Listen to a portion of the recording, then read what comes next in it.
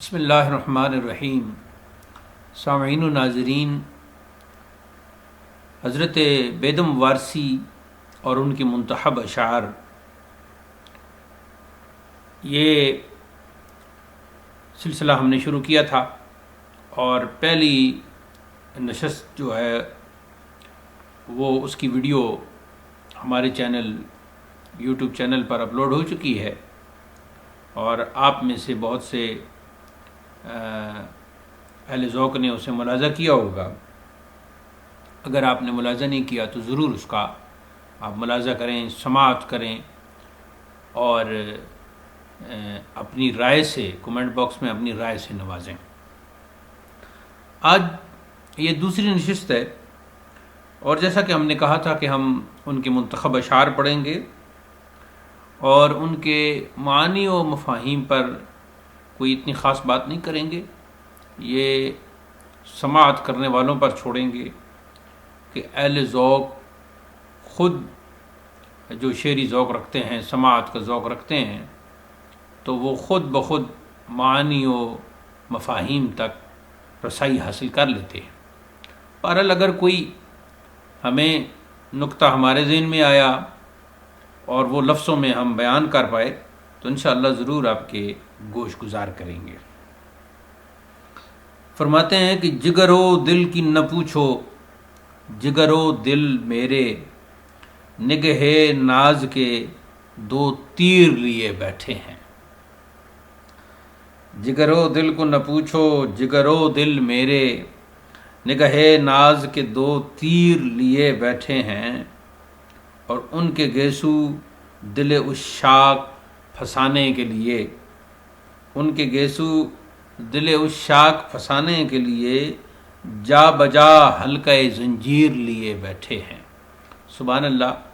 اب اس میں آپ دیکھیے کہ مضمون تو صرف اتنا ہے کہ لوگوں کو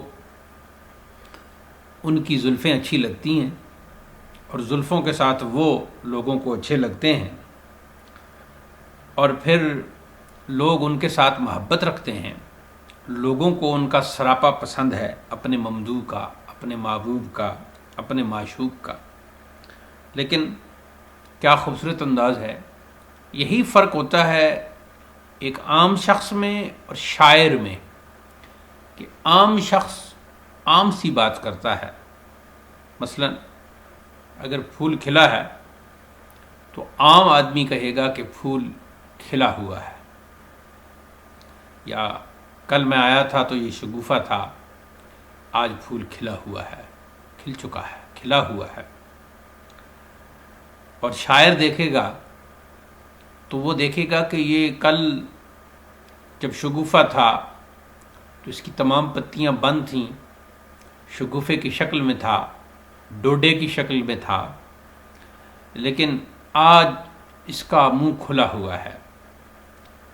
اور جب انسان مسکراتا ہے تو اس کا منہ کھلتا ہے،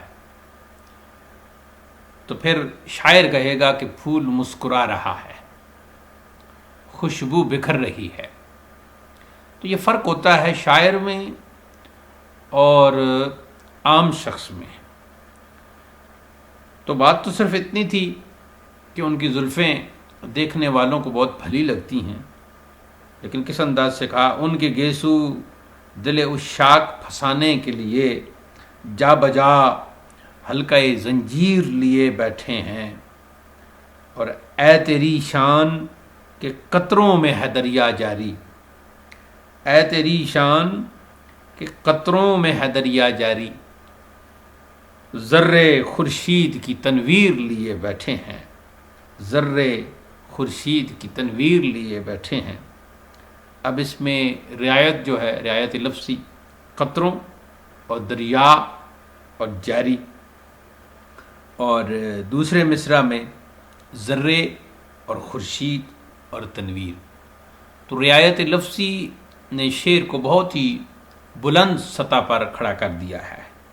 اے تیری شان کہ قطروں میں ہے دریا جاری، ذرے خورشید کی تنویر لیے بیٹھے ہیں، اور بہت ہی کمال کا شعر ہے۔ بلکہ میں تو یہ کہوں گا کہ کہ یہ اس غزل کا حاصل غزل شعر ہے۔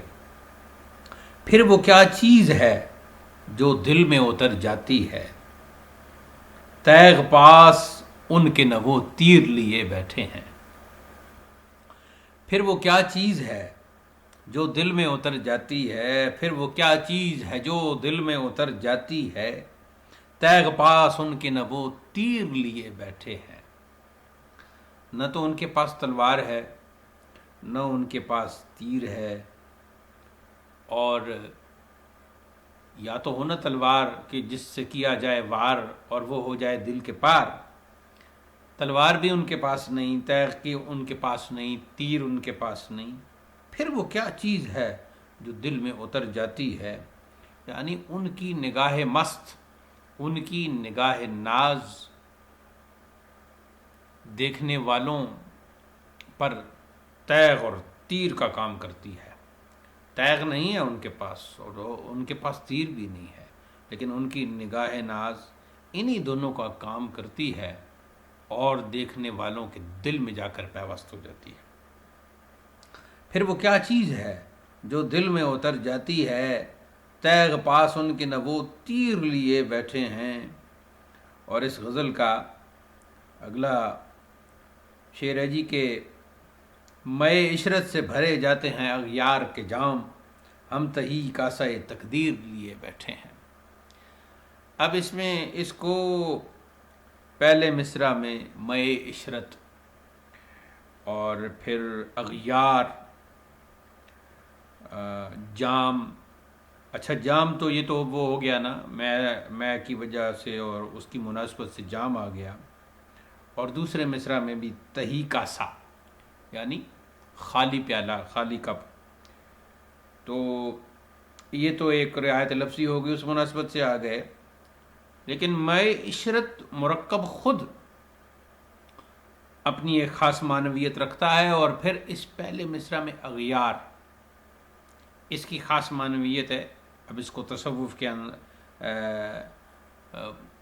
کے تصوف کی اینک سے اس کو دیکھنا ہوگا۔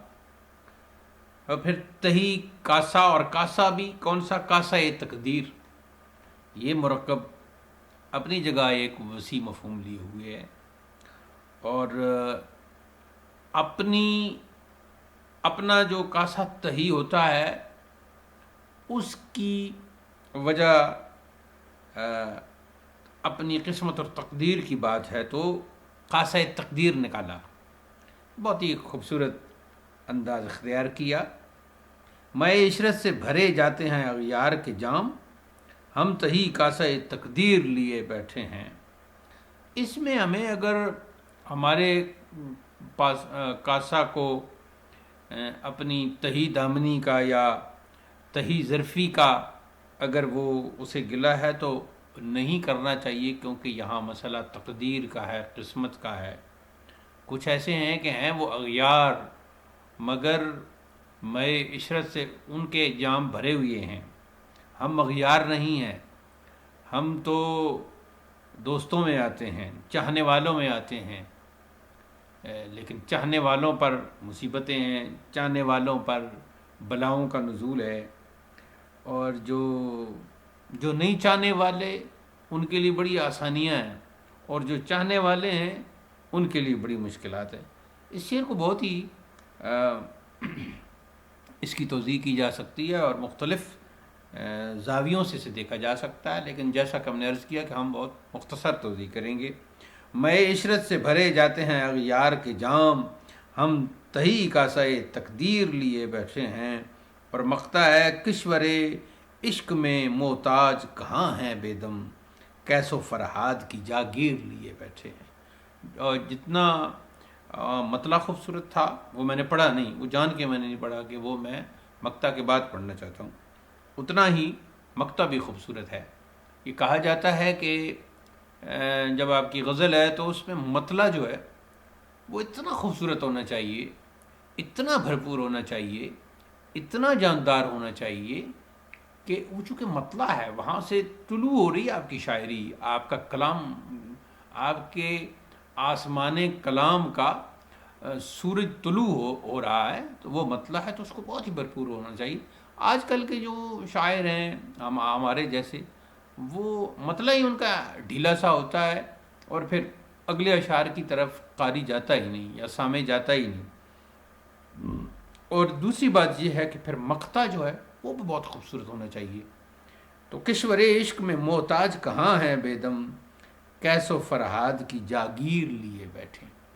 کیس و فرہاد سے مراد ایک تو یہ ہے کہ جب ہم عشق کی یا عاشق کی یا کسی خاص وہ اصطلاح کا جب ہم استعمال کرنا چاہ رہے ہوتے ہیں تو اس اصطلاح کی جگہ کسی عاشق کا نام لکھ دیا جاتا ہے، جیسے یہاں قیس کا یہ مجنوں کا نام ہے، اور جسے مجنوں کہا جاتا ہے عام عوام کی زبان میں، اور دوسرا فرہاد۔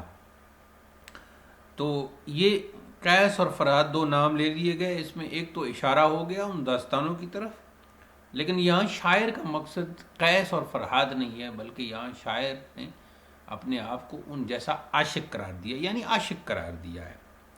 تو اس اعتبار سے یہ بہت ہی خوبصورت، پھر کشور عشق مرکب اپنی جگہ بہت ہی خوبصورت ہے۔ محتاج، یہاں محتاج کا لفظ اس کا جو ہے انسلاک عشق کے ساتھ کیا، تو یہ بھی حضرت بیدم کا ایک منفرد انداز ٹھہرا۔ کشور عشق میں محتاج کہاں ہے بے دم، کیس و فرہاد کی جاگیر لیے بیٹھے ہیں۔ اور اب میں مطلع پڑھتا ہوں۔ طور والے تیری تنویر لیے بیٹھے ہیں، ہم تجھی کو بت بے پیر لیے بیٹھے ہیں۔ میں چاہ رہا تھا کہ اس میں کچھ اور بھی میں غزلوں کے منتخب اشعار پڑھتا، لیکن یہ ایک ہی غزل اور اس کے اشعار مجھے کچھ، جیسا کہ پہلی نشست میں میں نے کہا تھا کہ مجھے تو یہ مصحف بیدم سارے کا سارا ہی منتخب لگتا ہے، لیکن پھر بھی تھوڑے بہت گفتگو اور خواندگی ہمارا مقصد ہے۔ تو اب ہم آج کی نشست اسی غزل پر اس کو ختم کرتے ہیں، اور اگلی نشست میں انشاءاللہ ہم کسی اور غزل کو مکمل طور پر اس کا مطالعہ کر لیں گے، یا دو تین غزلوں کے منتخب اشعار آپ کی خدمت میں پیش کریں گے۔ بہت شکریہ، آپ نے ہماری یہ ویڈیو ملاحظہ کرنے کے لیے وقت نکالا۔ اگر آپ نے ہمارے چینل کو سبسکرائب نہیں کیا تو ضرور سبسکرائب کیجئے، ویڈیو کو لائک کیجئے، اس کو شیئر کیجئے اور آگے پھیلائیے۔ یہ آپ کی محبت اور ہمارے ساتھ آپ کے تعاون کا تقاضا اور صورت ہے۔ السلام علیکم ورحمۃ اللہ۔